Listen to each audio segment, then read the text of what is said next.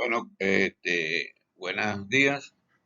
Continuamos con el tema 2 de la materia Internet de las Cosas y que se refiere a, a la arquitectura de IoT. Este tema ha sido dividido en dos partes, por tanto vamos a desarrollar la parte uno de 2. El tema completo, el contenido del tema completo está en esta lámina. Aquí están los tópicos que vamos a tratar en cada parte.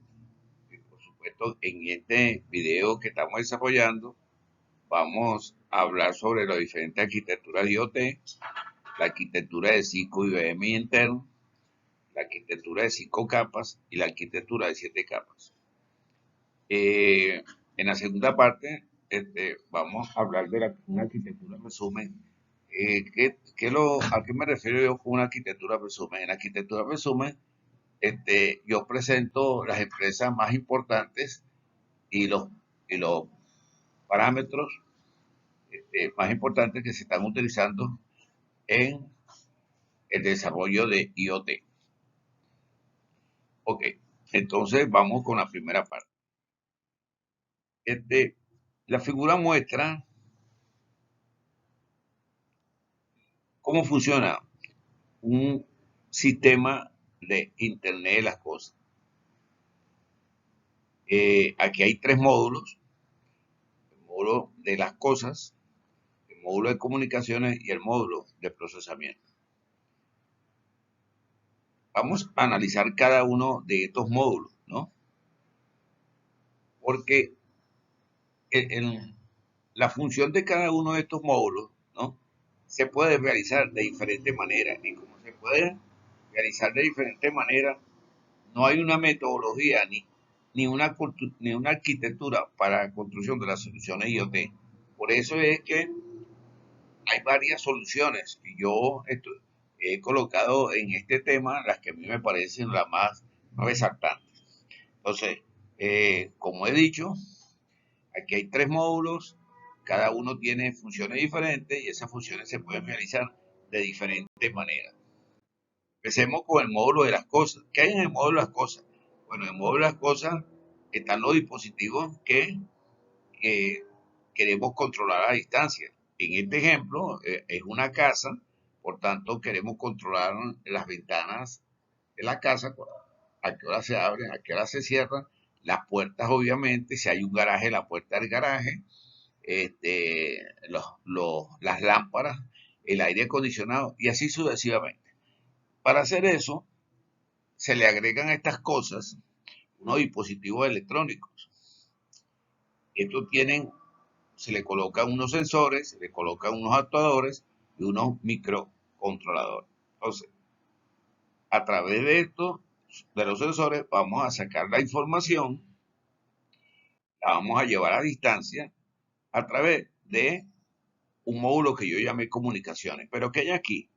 Aquí lo que hay son las redes inalámbricas que van a permitir transmitir la información que sacamos de los sensores a distancia. Esta distancia va a depender del sistema que usemos. Aquí, por ejemplo, a manera de ejemplo, tenemos Wi-Fi, RFI, NFC, Bluetooth, Sigfox y Zigbee.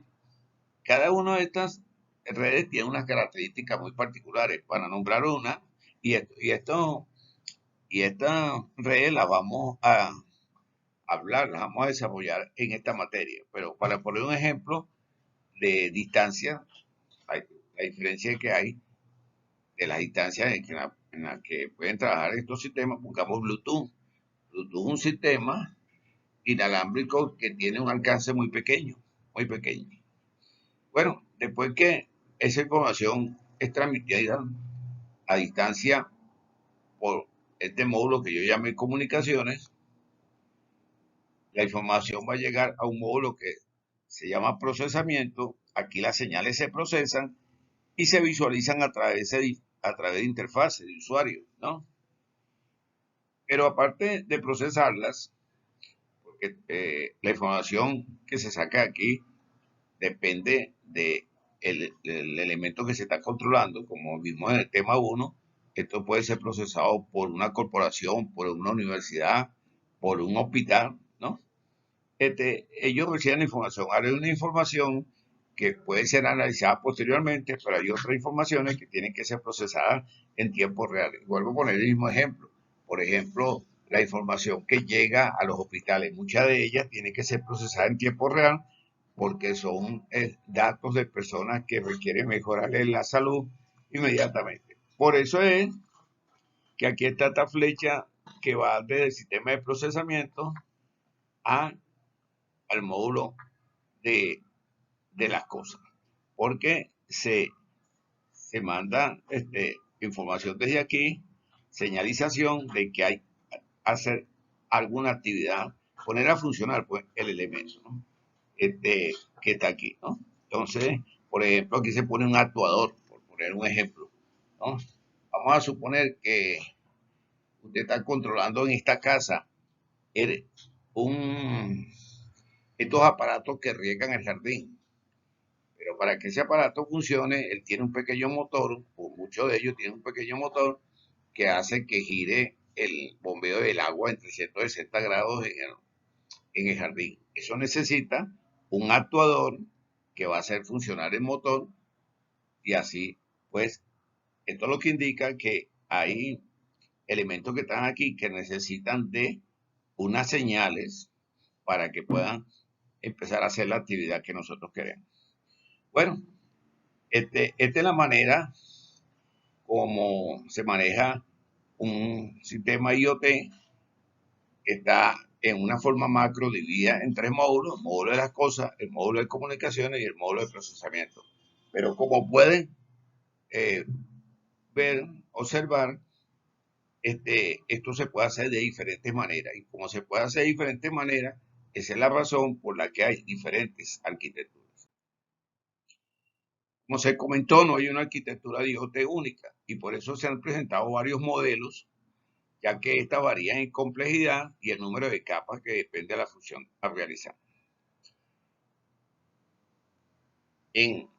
Cuando uno empieza a buscar las diferentes arquitecturas que hay para IoT, nos encontramos esta de Cisco, IBM y Intel, que fue presentada en el 2014 en un foro mundial de IoT, que tiene 7 capas, ¿no? Es una arquitectura interesante para analizar. Sin embargo, y yo como presenté en el contenido del tema, vamos a hablar también de otros modelos de arquitectura. Pero entonces vamos a hablar un poco de esta arquitectura de Cisco, IBM y Intel. Esta arquitectura tiene 7 capas. Aquí tienen las capas, ¿no? La capa física de dispositivos y controladores, la capa de conectividad, la capa que está de computación en el borde, acumulación de data, atracción de data, aplicaciones y cálculos y procesos. Vamos a analizar cada uno de ellos. No olviden que el norte, o sea, el objetivo de esta arquitectura es que se saca información de una serie de dispositivos que están aquí, que pueden ser, por ejemplo, las luces de una ciudad, y tomar esa información y llevarla a través de un sistema para que la información llegue a un sitio donde se va a procesar en tiempo real o después. Esa es la idea, ¿no? Pero hay que hacer varias cosas para lograr esto. Entonces tenemos la capa física, la capa de dispositivos físicos y controladores. También la llaman de percepción. Ahí están los dispositivos inteligentes como los sensores y actuadores. Esto ya lo hemos hablado bastante. Aquí estarán las neveras, estarán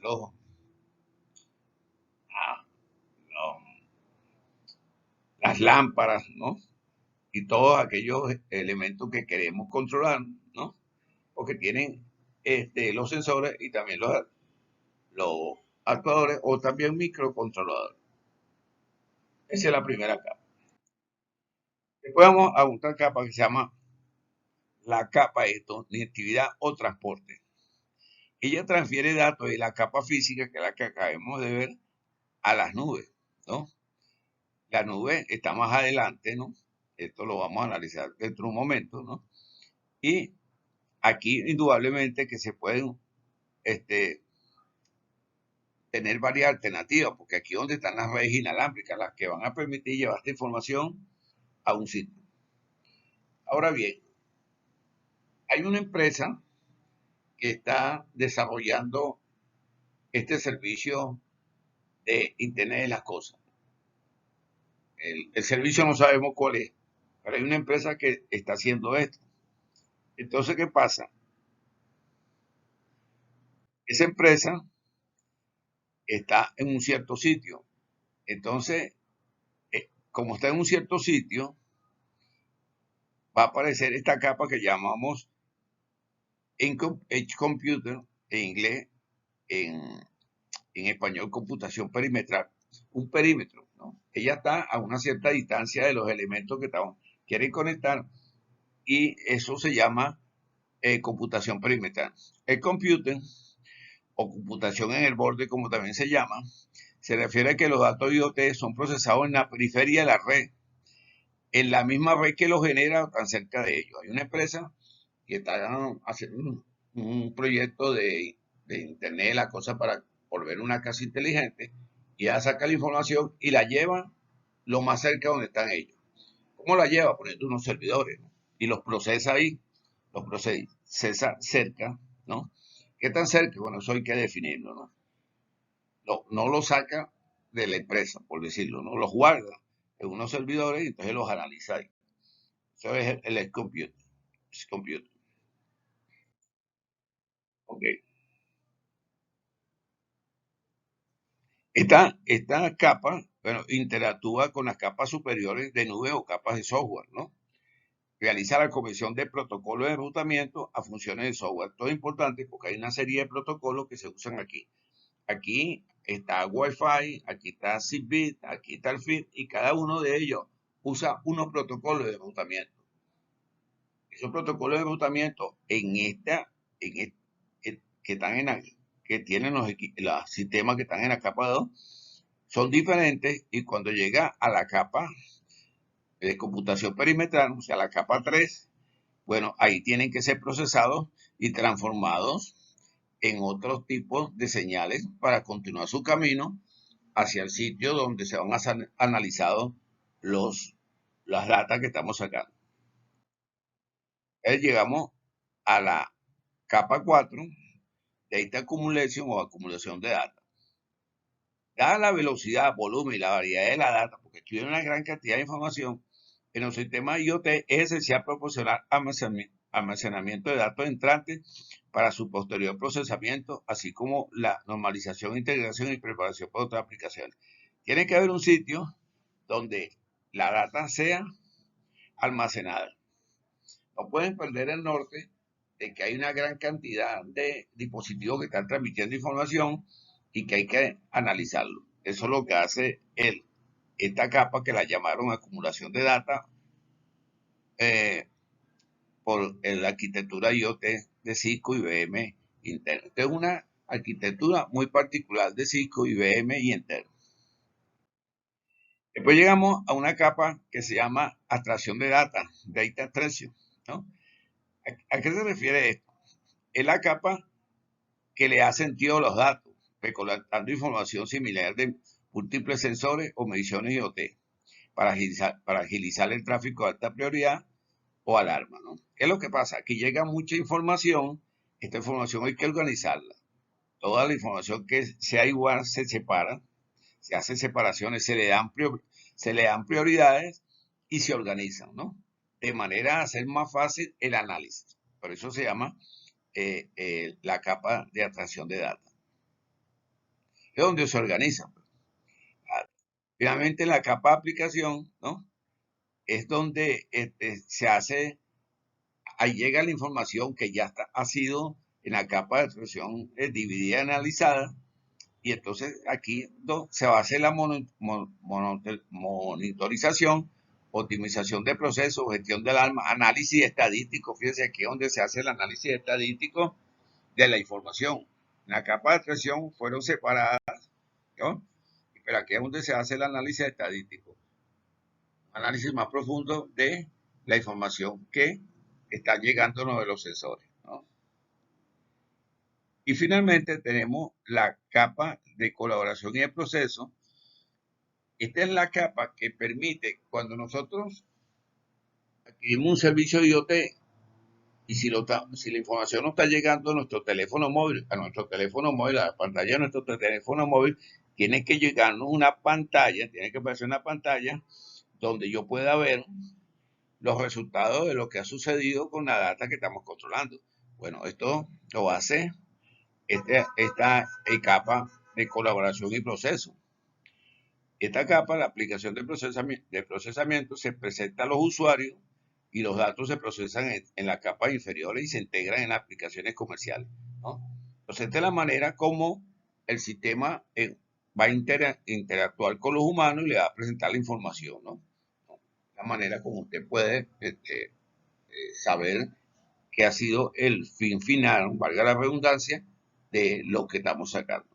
Esto permite también tomar decisiones de tipo económico. Bueno, esta es la arquitectura de IoT de Cisco, IBM e Intel. Se pueden dar cuenta de que cada una de estas capas, la función de cada una de estas capas se puede hacer de diferentes maneras. Vamos a ver ahora otra arquitectura, la arquitectura de 5 capas. Una arquitectura que aparece en mucha literatura de IoT y por eso la he colocado aquí. Esta arquitectura, obviamente, tiene, como lo he comentado, tiene 5 capas. Tiene la capa de sensores, la capa de transporte, la capa de procesamiento, la capa de aplicación y la capa de negocio. Como se van a dar cuenta, van a ver, hay unas capas que hacen las mismas funciones que hacían las capas de la otra arquitectura que vimos de 7 capas. Tenemos la capa de sensores, ya todavía aquí no hay nada nuevo. Hay una serie de dispositivos que nosotros queremos, de los cuales queremos obtener información y le vamos a colocar sensores y actuadores. Esta es la misma capa de la otra arquitectura, ¿no? Aquí no hay nada nuevo. Veamos la otra, la capa de transporte. La capa de transporte aparece también en la otra arquitectura porque aquí están otra vez los sistemas inalámbricos que van a permitir que la información que se saca de la capa de sensores y actuadores sea transportada a un cierto sitio. ¿Cuáles son esas señales, ¿no? Esos sistemas? Bueno, Bluetooth, ARFI, NFC, Zigbee, ¿no? Aquí me faltaría Wi-Fi. Bueno, entonces aquí no hay nada nuevo. Hay una información que se saca de los sensores, a través de los sensores, y es transmitida por la capa de transporte. Y ahora vamos a una capa de procesamiento. Obviamente, la información, lo que queremos es analizarla para tomar acciones con ella, ¿no? Entonces, en la capa de procesamiento, almacena los análisis de información relevante y usa varias bases de datos en la nube, así como módulos de procesamiento de Big Data para almacenar esta información y procesarla. Como pueden observar al leerles que aquí se está haciendo gran cantidad, un procesamiento bastante grande, porque estamos hablando de Big Data, o sea, información muy grande, ¿no? Y se requieren varias bases de datos, o sea, servidores para guardar esa información, y eso es lo que se llama el uso de la nube para guardar información. Entonces, esa es la capa de procesamiento. Después tenemos la capa de aplicación, que es la responsable de brindar servicios superiores al usuario final. Esta capa de aplicación es la que va a permitir, con la capa esta que está aquí, la capa de negocio, administrar todo el sistema IoT, ¿no? Incluyendo las aplicaciones, los modelos comerciales y de ganancia y la privacidad de los usuarios. Entonces, como puede usted observar, es más o menos lo mismo que tiene la otra arquitectura, la de capa de 7, la de 7 niveles. Pero vamos a analizar esto un poco más.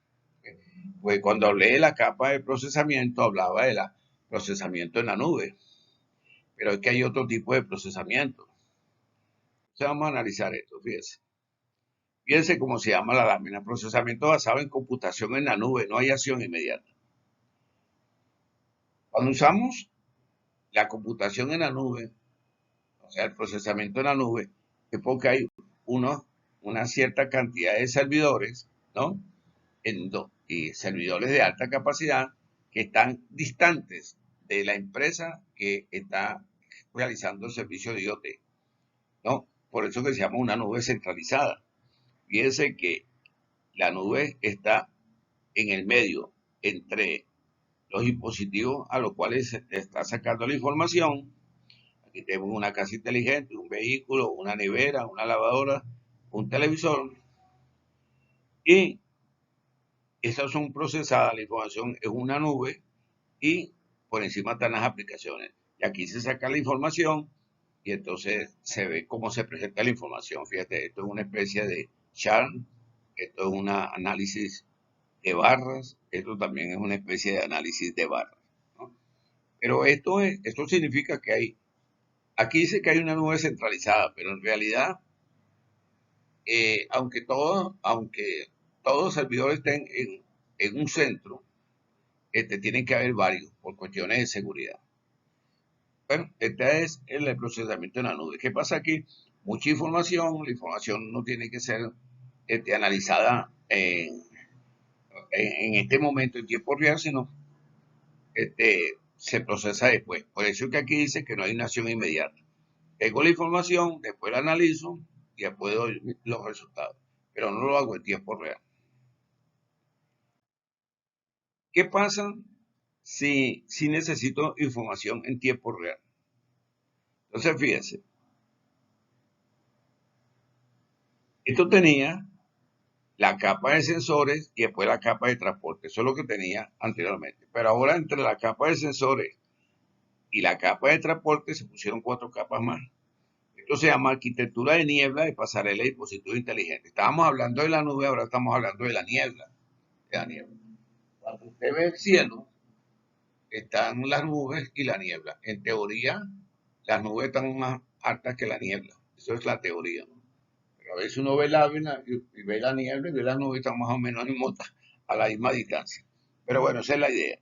Entonces, esta es la, las capas que se van a introducir cuando vamos a hacer procesamiento en la niebla. Tenemos la capa de sensores, pero antes de llevar eso hacia la capa de transporte, vamos a hacer todo esto que está aquí, una capa de monitoreo, una capa de preprocesamiento, una capa de almacenaje, una capa de seguridad. Entonces, veamos la capa de monitoreo. ¿Cuál es la función de monitoreo? ¿Qué es lo que monitorea? Bueno, ya monitorea la energía. ¿Y qué energía monitorea? Bueno, el consumo de energía que se produce en los sensores. Por lo general, los sensores usan baterías.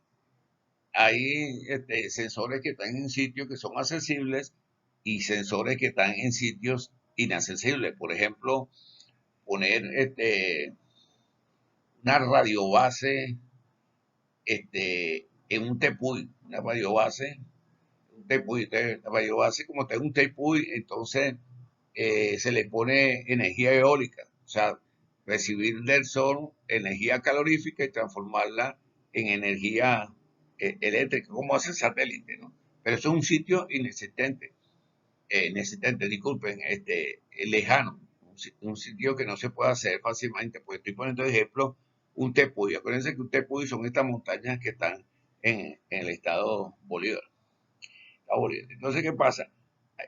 Aunque la energía que le llega a la radiobase es obtenida del sol y ella la transforma en energía eléctrica, hay que ponerle batería, porque puede suceder que la suceda algo como sucede en los satélites. Los satélites en un determinado momento no ven el sol, pero entran a funcionar la batería. Aquí puede suceder lo mismo, entonces hay que ponerle batería. Entonces hay que chequear la carga de esa batería. ¿Okay? En, en, en IoT hay baterías que duran unos cuantos meses. Entonces, esa es la función de la capa de monitoreo. Chequear el consumo de energía. Tenemos aquí la capa de preprocesamiento junto con la capa de monitoreo. La capa de preprocesamiento y monitoreo están en el borde de la red antes de enviar la data a la nube. Fíjense, ya hablé de la red, entonces saliendo, estás en los predios de la empresa que está dando el servicio, ¿no? O cerca de ella, o cerca de ella. Ok, cuando se usa computación en la nube, ¿no? Porque esto es la parte de la niebla, pero al final queremos ir a la nube, ¿no?